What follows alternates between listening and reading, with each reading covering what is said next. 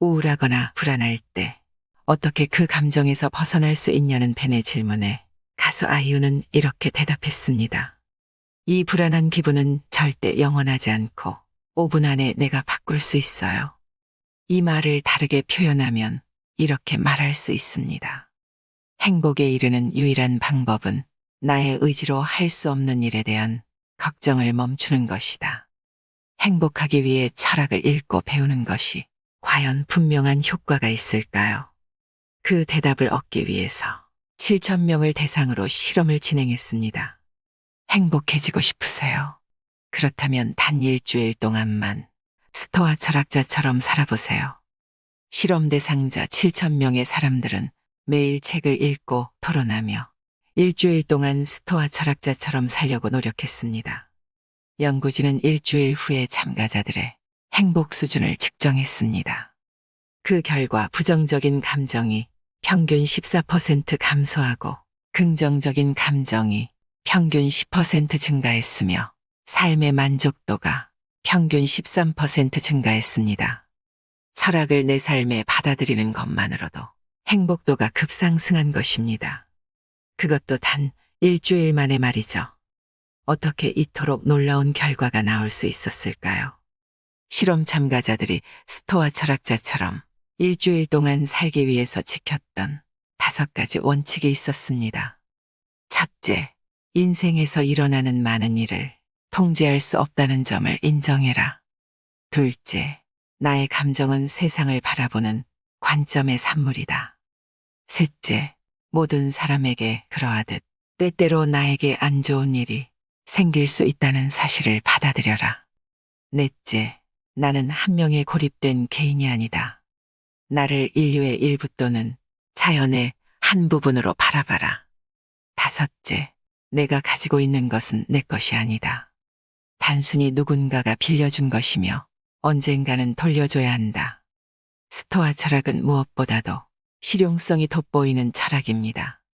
비행기를 놓쳤을 때, 길이 막히는데 앞차가 끼어들었을 때, 무시무시한 병에 걸렸다는 진단을 받았거나 죽음을 앞두었을 때 등 대부분 상황에서 유용합니다. 오늘 소개해드릴 책은 불안을 이기는 철학입니다. 더 이상 불안해하며 인생을 낭비하지 마세요. 인정받지 못할 거라는, 사랑받지 못할 거라는, 성공하지 못할 거라는, 해내지 못할 거라는 막연한 불안과 무기력으로부터 자유로워지시길 바랍니다. 죽음을 인식할 것. 나의 죽음을 자주 생각해 봄으로써 두려움을 없애라. 부정적 시각화를 연습할 때는 다른 사람의 죽음을 생각하는 것뿐만 아니라 내 죽음에 대해서도 생각해 봐야 한다. 스토아 철학자들은 죽음의 가능성과 지상의 할당된 시간을 현실적으로 바라봤다. 그들은 죽음은 통제할 수 없지만 죽음을 어떻게 생각할지는 통제할 수 있다는 걸 깨달았다. 에픽테토스는 이렇게 말했다. 죽음을 피할 수는 없지만 적어도 죽음에 대한 두려움에서는 벗어날 수 있다. 스토아 철학자들은 죽음이라는 현실을 인정함으로써 죽음에 대한 공포에서 벗어났다. 고대 로마에서는 장군이 전투에서 승리하고 영광스럽게 귀환할 때 노예가 동행했다. 그 노예는 오늘의 승리가 영원하지 않으리라는 걸 상기시켜주는 역할을 했다. 메멘토 모리. 노예는 장군의 귀에 속삭였다. 언젠간 당신도 세상을 떠날 것임을 잊지 마십시오. 메멘토 모리에 담긴 의도는 자신도 언젠가 죽으리라는 생각에 길들라는 것이다. 죽음에 대한 끊임없는 공포 속에서 살면 죽음을 제대로 생각할 수 없다. 하지만 죽으리라는 점을 주기적으로 상기하면 정말 중요한 한 가지에 집중하게 된다. 바로 현재, 그러니까 우리가 살아가는 시간이다. 세네카는 인생론에서 다음과 같이 말했다. 당신은 마치 영원히 살 사람처럼 인생을 살고 있다. 절대 노쇠하지 않을 것처럼 말이다. 얼마나 많은 시간이 이미 흘렀는지 깨닫지 못한 채 항상 시간이 차고 넘칠 것처럼 낭비한다. 하지만 그 하루하루는 내가 누군가 무언가에 헌신하는 마지막 날이 될지도 모른다. 두려울 땐 언젠가 죽으리라는 점을 염두에 두고 행동하고 무언가를 원할 때는 불멸할 사람처럼 행동하라. 세네카가 이 말을 남긴 이후에도 크게 달라진 것은 없다. 우리는 여전히 영원히 죽지 않을 것처럼 살고 있다.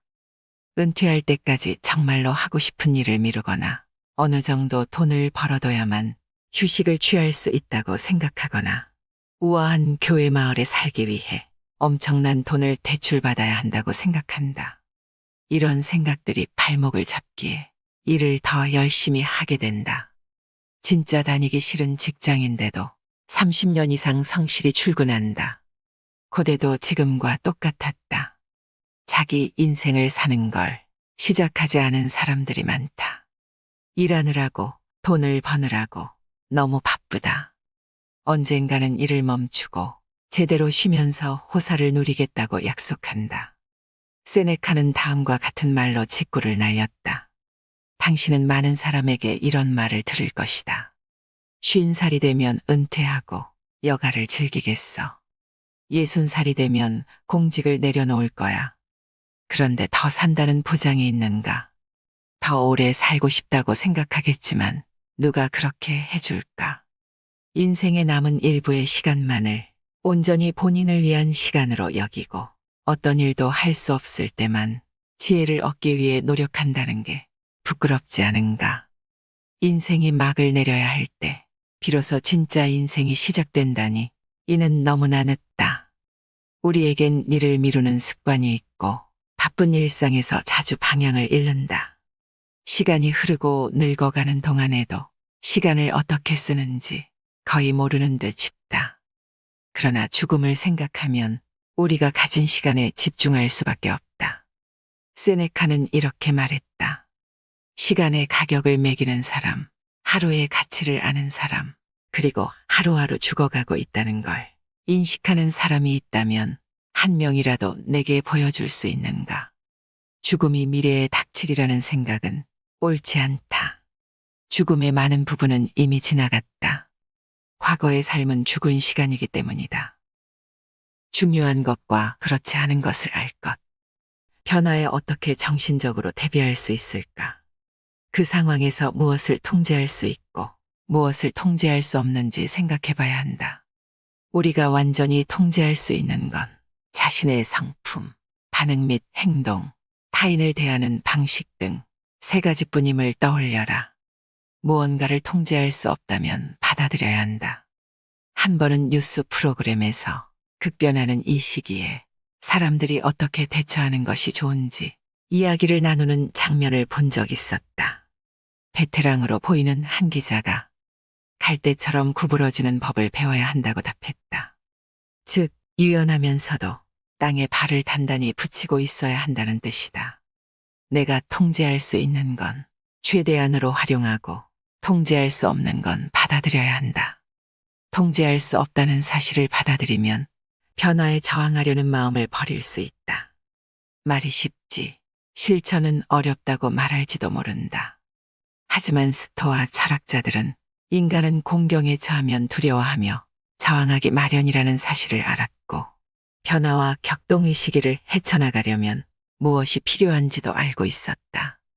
그래서 척박한 환경에서도 성공할 수 있었다. 에픽테토스는 이렇게 말했다. 우리는 늘 자기 자신에게 물어야 한다. 내가 통제할 수 있는 일인가, 통제할 수 없는 일인가. 위기에 의연할 것. 철학자들은 성품과 덕목, 합리적 사고를 기르고 보호해야 한다고 믿는 한편, 몸에 문제가 생기거나 가난해지는 건 선호하는 무심의 영역으로 봤다. 건강하거나 돈이 많은 건 선호할 만한 일이지만 결국에는 무심하게 대해야 한다는 것이다. 아우렐리우스는 명상록에서 무심의 범주 안에 들어가는 일에는 무심해야 한다라고 말했다. 돈이나 좋은 평판, 건강과 좋은 집을 선호한다고 할지라도 이를 가지고 있든 잃었든 무심해야 한다는 뜻이다. 가지면 좋지만 없어도 괜찮다는 얘기다. 갑자기 무언가를 잃고 고통스러워하지 않으려면 애초부터 무심한 게 훨씬 낫다. 무심은 위기가 닥쳤을 때를 대비해 내적으로 불굴의 용기와 힘을 키우는 방법이다. 세네카는 친구 루킬리우스에게 이렇게 조언했다. 값싼 음식을 먹고 조잡하게 만든 옷을 입으며 며칠을 지낸 후 자신에게 이렇게 말해보게. 이런 게 내가 두려워하던 환경인가? 더 스트레스 받을 때를 대비하여 영혼을 미리 담금질해 놓으면 걱정하는 일에 대한 면역이 생긴다네. 진짜로 초라한 침상을 준비하고 까슬거리는 망토를 걸치게. 빵도 딱딱해진 것만 먹게나 한 번에 사나흘 아니면 더 길게 이런 상황을 연습해보면 좋네. 단순한 취미가 아니라 나를 시험한다고 생각하게. 친애하는 루킬리우스. 이런 연습을 한다면 약간의 음식으로도 배가 차는 기쁨을 누리게 되리라고 보장하네. 조그만 어려움에 자신을 길들이면 진짜 문제가 닥쳤을 때 다음과 같은 이점이 있다.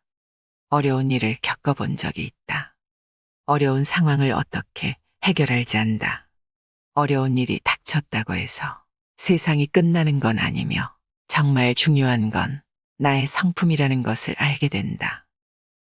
단단한 마음을 가질 것. 우리가 하는 말과 행동, 대부분은 꼭 필요한 게 아니다. 그런 말이나 행동을 하지 않는다면 사용할 수 있는 시간이 많아지고 마음도 평온해질 것이다. 매 순간 자신에게 물어보라. 이 말과 행동을 지금 꼭 해야 하는가? 평온을 유지하려면 어떻게 해야 할까? 스토아 철학의 여러 측면이 보여주듯 마음의 평온을 가져다주는 마법 같은 특효약은 존재하지 않는다. 내면을 더 잘 인식하고 쾌락이나 짜릿함, 흥분보다 마음의 평온을 우선시하는 방법밖에 없다. 내면을 들여다보고 평온을 우선시하려면 엄청나게 노력해야 한다.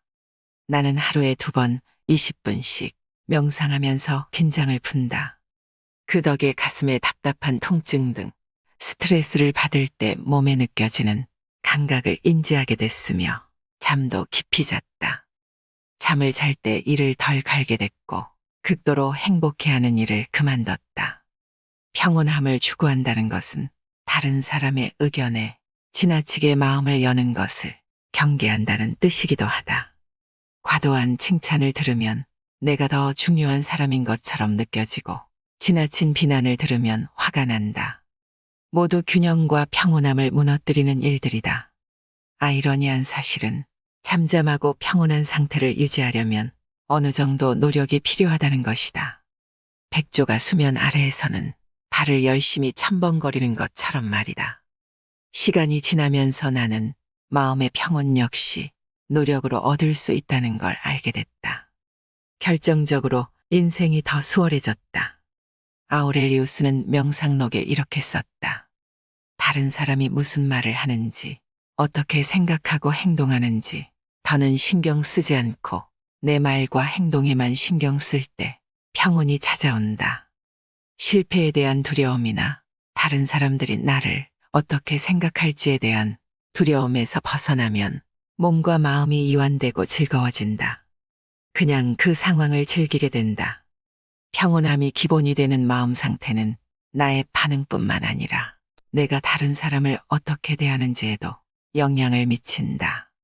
덜 긴장하고 화를 덜 내며 삶을 느긋하게 받아들이게 되므로 남에게도 덜 반응하고 더 선한 성품을 보여줄 수 있다. 잘 살든 가난하든 아프든 건강하든 유명하든 유명하지 않든 불편함 속에서 살든 편의 시설이 다 갖춰진 집에서 살든 외부의 상황과 관계없이 아타락시아를 추구할 수 있어야 한다. 그런 도구는 내면에 있다. 타인을 위할 것, 남에게 베풀라. 주고자 하는 마음은 인간다움의 핵심이다. 그게 없다면 우리는 야생동물과 다를 바가 없다. 세네카는 선물을 주는 것이 우리에게 자연의 선물을 많이 내려준 신들을 모방하는 방법이라고 봤다. 또 선물을 받는 가장 이상적인 태도는 고마워하는 것이라고 했다. 이런 방식으로 주고받으면 성품과 덕목을 기를 수 있다. 나아가 스토아 철학의 원칙에 따르면 선물을 주는 사람은 그 대가로 아무것도 기대해서는 안 된다. 그러므로 익명으로 선물하는 게 이상적이다. 보상이 있으리라고 예상하고 무언가를 주거나 어떤 일에 대한 대가로 선물을 주는 건 스토아 철학의 본질에 어긋난다. 우리는 다른 사람의 행동이나 반응을 통제할 수 없다. 따라서 선물을 줄 때 상대방이 감사 인사를 하거나 감사하는 행동을 하리라고 기대해서는 안 된다. 그렇다면 주는 방식은 어때야 할까? 세네카는 이렇게 답했다.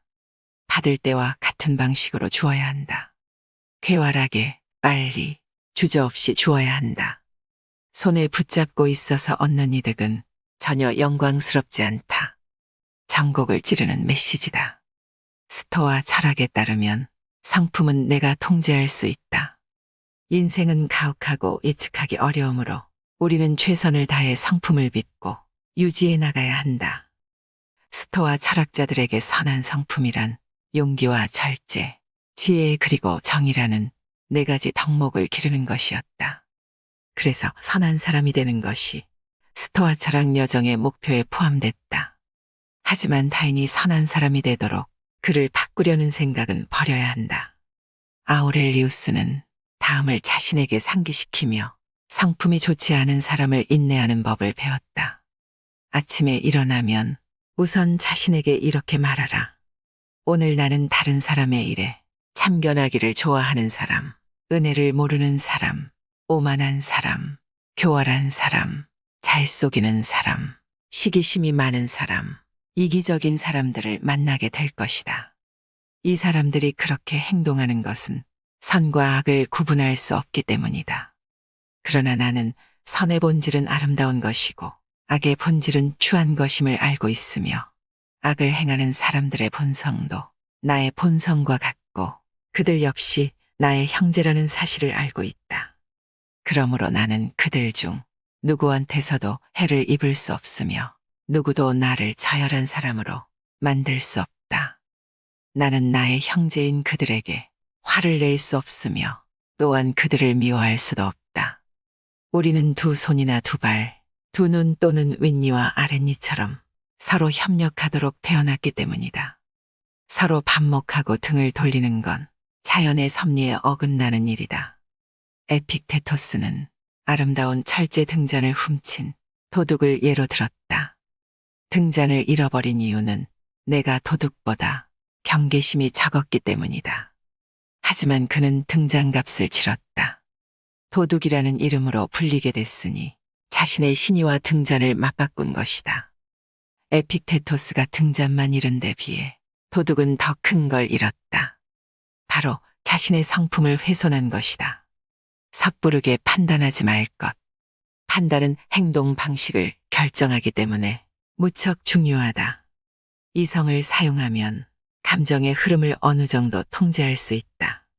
우리는 하루에 6만 가지 이상의 생각을 하는데 훌륭한 것도 있지만 그중 대부분은 쓸모가 없다.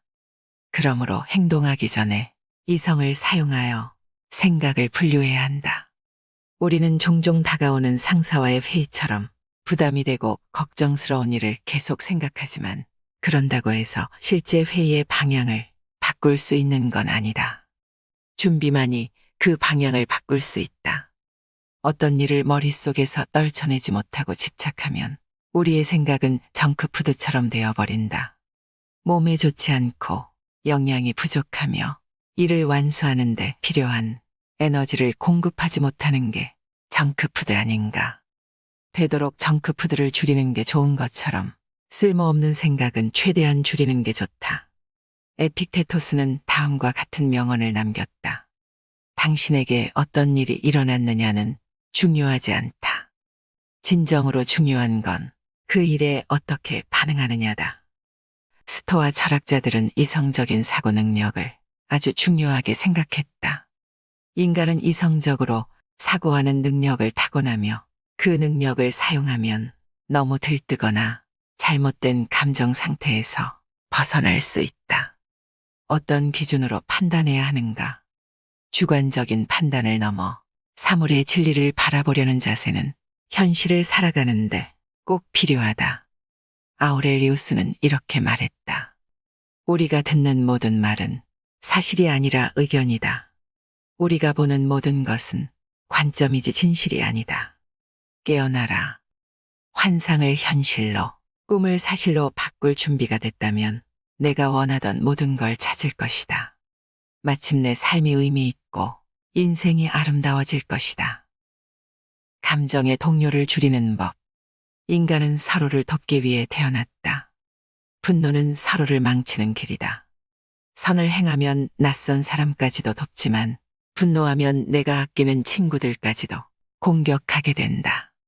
서로 돕는다는 건 다른 사람을 위해 자신을 희생할 준비가 돼 있음을 의미하고, 분노한다는 건 다른 사람까지 위험에 빠뜨린다는 걸 의미한다. 누군가가 나를 화나게 하면 어떻게 해야 할까? 정말 간단하다. 세네카의 말을 빌리자면 이렇다. 우리는 악한 사람들 사이에서 살아가는 악한 사람들이다. 이 사실에 차분히 반응하는 유일한 방법은 서로를 너그럽게 대하기로 합의하는 것이다. 우리는 모두 무기를 내려놓고 서로를 너그럽게 대해야 하며 애초에 분노해서는 안 된다. 오늘날 우리가 살아가는 세계에서는 모든 일이 너무 빨리 부정적으로 전개되고 냉정함을 찾아보기가 어렵다. 이런 분노의 인큐베이터 속에서 살아가는 우리는 어느 때보다 느긋해야 한다.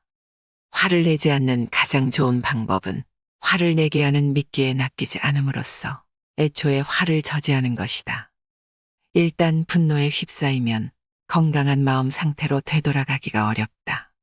마음이 불타올라도 된다고 허락하고 자유의지에 화를 낼 권한을 주면 이성이 힘을 발휘하지 못하게 된다. 그러고 나면 내가 허용하는 정도가 아니라 자기 멋대로 원하는 만큼 화를 내게 된다. 반복해서 말하지만 적은 반드시 마주해야 하며 국경선 가장 바깥쪽에서 퇴치해야 한다. 적들이 성문을 뚫고 도시에 진입하면 포로들이 기세등등해질 것이기 때문이다. 세네카는 너무 예민하거나 응석바지로 자랐거나 과잉보호를 받은 사람은 빠르게 화가 날 수 있다고 생각했다. 화를 낼 만한 자격이 있다는 느낌을 과도하게 발달시켜왔거나 지나치게 떠받들어졌거나 편안한 느낌에 너무나 익숙하기 때문이다. 충분히 단련돼 있지 않기 때문에 많은 일을 견디기 힘든 것이다. 스토아 철학자들은 근본적으로 회복 탄력성을 기르라고 주장했다. 회복 탄력성을 갖춘 사람은 부당한 일에 처하더라도 분노하거나 마음 졸이지 않고 그 상황을 어떻게 헤쳐나갈 수 있을지를 생각한다. 꼭 다른 사람에게 분노를 내뿜어야 하는 건 아니며 분노할 때 느껴지는 감각을 인생의 변화가 필요하다는 신호로 바라볼 수 있다. 그러면 분노는 직관으로 변한다. 분노를 느낄 수는 있지만 그럴 때면 세네카가 추천한 기법을 사용해보자. 반응하지 않고 기다리는 것이다. 처음에 받은 강력한 느낌을 이성적인 마음에 차분한 햇빛 아래 비춰보면 왜 불만족스럽고 좌절하는지, 어떤 변화가 필요한지에 대한 단서를 발견할 수 있다. 내가 의롭다는 생각은 위험하다. 분노에는 의로움이라는 요소가 담겨 있다. 그리고 이것이 분노라는 감정에 불을 붙이기 쉽다. 내가 의롭다고 생각하면 다른 사람에게 내가 맞고 너는 틀렸다는 사실을 증명하는 게 중요해지기 때문이다. 다른 사람이 틀렸다는 사실이 분노를 정당화하는 이유가 될 수는 있겠지만 상대방 역시 자기가 맞고 당신이 틀렸다고 생각할 것이다. 각자의 관점에서 바라보면 행동을 정당화할 이유는 언제나 존재한다. 정말 나쁜 사람일지라도 자기 자신을 나쁜 사람이라고 생각하진 않는다. 그들에게 잘못됐다고 말해봐도 생각을 바꿀 확률은 낮으며 오히려 방어적인 태도를 보일 것이다. 양 당사자가 절대 지지 않겠다고 나서면 교착 상태에 빠진다. 아우렐리우스는 이렇게 조언했다. 그들이 옳은 행위를 한다면 내가 불평할 이유가 없다. 옳지 않은 행위를 한다고 할지라도 분명 일부러 그런 건 아닐 것이다. 소크라테스는 고의로 진실을 부정하는 사람은 없다라고 말했다. 그렇게 옳지 않은 행동을 한 사람들은 누군가가 자신을 향해 정의롭지 않고 고마움을 모르며 비열하고 이웃을 화나게 했다고 비난하면 기분 나빠한다. 자신이 잘못했다는 것을 알지 못하기 때문이다. 아우렐리우스는 나를 화나게 한 사람을 악마라고 부르는 건 소용이 없다고 강조했다. 누군가가 당신에게 실수를 저지르거나 화를 불러일으키는 행동을 했는가? 다 똑같은 인간이니 분명 당신도 그런 행동을 한 적이 있을 것이다. 그는 말했다. 당신도 그 사람들과 다르지 않으며 다양한 방법으로 다른 사람들의 화를 돋운다. 이는 나만 도덕적인 사람이라고 생각하지 말라는 교훈을 준다. 분노를 조절할 줄 알더라도 나도 다른 사람을 짜증나게 할 수 있음을 마음에 새겨라. 이럴 때는 세네카의 조언을 따르면 된다. 서로를 너그럽게 대하기로 합의하라. 가진 것에 만족하는 법. 쾌락 적응은 쾌락의 쳇바퀴라고도 불린다. 이런 현상은 새로운 것을 손에 넣었을 때 느끼는 기쁨이 희미해지고 같은 수준의 행복감에 다다르기 위해서 더 많은 것, 더 좋은 것을 원할 때 일어난다. 이런 적응 과정은 정상적이고 흔하다. 한때는 원했던 대상도 적응하면 새로움이 사라지고 그 대상을 평범한 삶의 풍경에 통합한다. 우리는 배가 고프지 않을 때 먹고 목마르지 않을 때 마시고 필요하지 않은 것을 산 후 유용한 것 모두를 버린다. 누가 당신에게서 무언가를 사겠다고 하면 그가 사고 싶어 하는 걸 팔지 말고 원하지 않는 것을 팔아라. 팔이 8개이고 위가 2개이며 불태워도 되는 돈이 있는 듯 팔아버려라. 이건 사리에 맞는 게 아니라 악 자체다. 쾌락 적응의 사이클을 깨기 위해 스토아 철학자들은 부정적 시각화를 했다. 부정적 시각화의 목표는 한때 너무나 욕망했던 것들을 나중에 잃을 수도 있다고 생각하면서 두려워하는 것이 아니다. 부정적 시각화의 진정한 목표는 우리가 가진 모든 것이 빌린 것이며 언제든지 잃어버릴 수 있다는 사실을 머릿속에 주입하는 것이다. 이 연습의 근본을 이루는 건 감사합니다. 가진 것에 관한 떨림이 사라지고 새로운 것을 갈망할 때 부정적 시각화가 상황의 진실을 드러낼 것이다. 우리가 가진 것은 한때 간절히 원하던 것이었기에 이에 감사해야 한다. 세네카는 가난한 사람은 너무 적은 것을 가진 사람이 아니라 더 많이 갈망하는 사람이다라고 말했다. 삶이 버거울 때 비교하지 않는다라는 규칙은 일상에만 유용한 게 아니다. 나보다 더 좋은 차를 몰거나 잘 나가는 회사에 다니거나 말을 더 잘 듣는 자식을 둔 사람과 비교할 때만 유용한 게 아니라 삶이 갑자기 절망의 나락으로 떨어질 때도 쓸모가 있다. 상황이 좋을 때 남과 끊임없이 비교한다면 상황이 좋지 않을 때는 정말로 고군분투하게 될 것이다. 암에 걸렸거나 몸이 축나는 치료를 장기간 받고 있거나 가까스로 병에서 회복되는 중이라면 건강한 사람과 나를 비교하는 건 고문이다. 2번 고통받기에 정말로 비참해진다. 실제 병으로 고통받는 동시에 다른 사람과 비교할 때 내가 못났다고 느껴지기에 더 고통스럽다. 나는 질병 자체를 통제할 수 없다.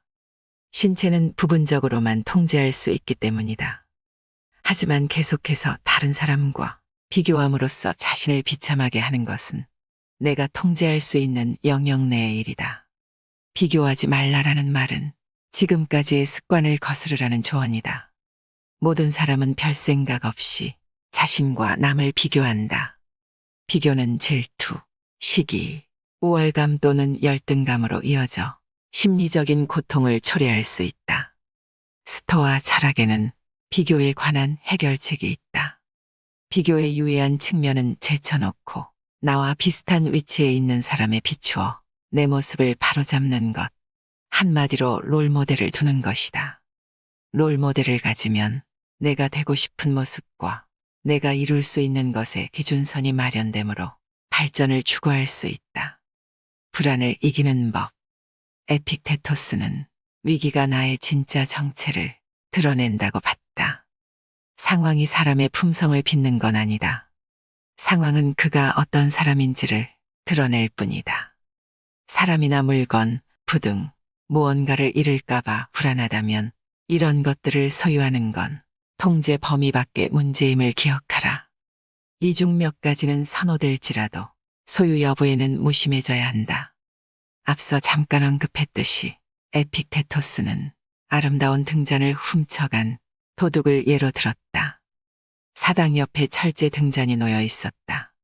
나는 창문 밖에서 나는 소리를 듣고 아래층으로 뛰어내려갔고 등잔을 도둑 맞은 걸 알게 됐다. 곰곰이 생각해보니 비합리적인 이유로 이 등잔을 훔친 건 아닐 것 같았다. 내일 그 자리에는 값싼 독이 등잔이 놓일 것이다. 사실 사람은 가진 것만 잃을 수 있는 법이다. 불안감에 휩싸일 때면 아우렐리우스의 가르침을 떠올리자. 상상에 압도당하지 말고 내가 할 수 있고 해야 하는 일을 하라. 스토아 철학자들은 한 번에 한 걸음씩 나아가고 현재에 집중하라고 말했다. 이는 과거의 몽상에 잠기거나 미래의 환상을 품거나 두려워하면서 혼란스러워하지 말고 지금 내 앞에 있는 일만 다뤄야 함을 의미한다. 지금 이 순간을 소중히 여기라. 이 순간의 특별함에 몰입해보라. 이 사람 저 사람의 말에 답하고 도전해보며 행동해보라. 더는 회피해서는 안 된다. 쓸데없는 고민을 하지 말라. 지금 내 위치에서 온전히 살아가려면 진정한 의미에서 인생을 살아야 한다. 팔짱 낀 채 구경하지만 말고 참여하라. 노력하라. 에픽테토스의 말이다. 무언가를 잃는데 불안해해서는 안 된다는 사실을 상기시키고자 이 구절을 인용했다. 등잔, 직업, 돈, 심지어 우정마저 얻을 때도 있고 잃을 때도 있다. 우리가 걱정하고 집중해야 하는 건 성품이다. 그리고 성품을 함양하는 건 전적으로 우리가 통제할 수 있는 범위 내에 있기에 불안해할 필요가 없다. 애도하는 법. 사랑하는 사람들이 죽기 전에 슬퍼하려면 그들이 세상을 떠나기 전에 죽음을 시각화해 봐야 한다. 장례식을 상상하고 머릿속으로 추도사를 건네는 연습을 해보라. 추도사를 건네는 걸 머릿속으로 상상함으로써 또는 일기장에 메모함으로써 내가 애도하는 사람의 위대하고 긍정적인 특성을 기억하게 될 것이다. 그 사람을 살아있을 때 만날 수 있다는 게 얼마나 설레고 멋진 일인가. 그 사람의 독특함과 그와의 관계에 다시금 감사함을 느끼게 될 것이다. 사랑하는 사람들이 살아있는 동안 그들의 죽음을 애도하면 내가 감사할 수 있을 때 그들의 존재에 감사를 표할 수 있다. 하고 싶은 말이 있다면 마음속에 묵혀두지 말고 전해야 한다. 친구나 가족 관계에 소홀하지 말고 그들과의 시간을 적절하게 즐겨라. 친구나 자녀와 시간을 보내면서 스마트폰에 정신이 팔려 있으면 안 된다. 에픽테토스는 친구들이 세상을 떠나서뿐만이 아니라 친구들과 다퉈서 또는 상황이 변해서 우정을 잃을 수도 있다고 말했다. 그러므로 지금 주변에 있는 사람들과의 시간을 최대한 활용해야 한다. 또 우리에게 주어진 삶에 감사해야 한다. 친구들이 갑자기 죽거나 나이가 들기도 전에 세상을 떠날 수 있는 것처럼 나도 언제든 죽을 수 있다. 우리가 즐기는 모든 것에는 끝이 있음을 예상해야 한다. 아주 먼 훗날까지 기다렸다가 세상과 세상에 있는 모든 것을 즐기고 싶진 않을 것이다. 우리는 수많은 장례식에 다녀오고서도 실제로는 죽음을 생각하지 않는다. 얼마나 많은 사람이 제명을 다하지 못하고 죽었는가. 우리는 아들이 성년이 되고 군에 입대하고 아버지의 재산을 물려받는 일만을 생각한다. 얼마나 많은 부자가 바로 우리 눈앞에서 빈곤으로 추락했는지 생각해보라. 우리의 재물도 그들과 같은 위험에 노출됐다고 생각해 본 적이 있는가? 그런 생각을 해본 적이 없기에 불행이 닥치면 충격을 받고 무너지는 것이다. 스토아 철학자들은 말한다.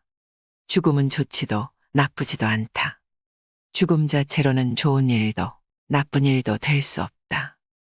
죽음은 가치 중립적이고 결국 좋은 것도 나쁜 것도 아니기에 행운도 불운도 가져다 주지 않는다. 좋은 일이든 나쁜 일이든 각자의 의미로 공을 들여야 하기 때문이다.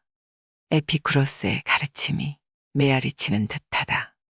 죽음은 걱정거리가 되지 않는다. 내가 존재하는 한 죽음은 존재하지 않기 때문이다. 그리고 죽음이 닥치면 나는 더는 존재하지 않는다. 잘 죽는 법. 세네카는 루킬리우스에게 보내는 편지에서 죽음에 대한 두려움을 극복하는 방법을 알려줬다. 바로 누군가가 죽는 장면을 리허설하는 것이다. 그는 이렇게 말했다. 만족스럽게 삶을 마무리하는 모습을 상상하며 죽는 예행 연습을 해보게. 많은 이는 삶을 놓아주려고 하지 않고 삶에 집착하네. 급류에 휩쓸려 내려가는 순간에도 가시덤불이나 뾰족한 바위를 붙잡고 매달리는 거지. 대부분 사람은 죽음에 대한 두려움과 삶의 고단함 사이를 왔다 갔다 하면서 살아간다네. 그들은 살고 싶어 하는 마음이 없지만 어떻게 죽어야 할지도 모르네. 그러니 죽음에 대한 모든 걱정을 떨쳐버리면 삶이 즐거워질 수 있다네.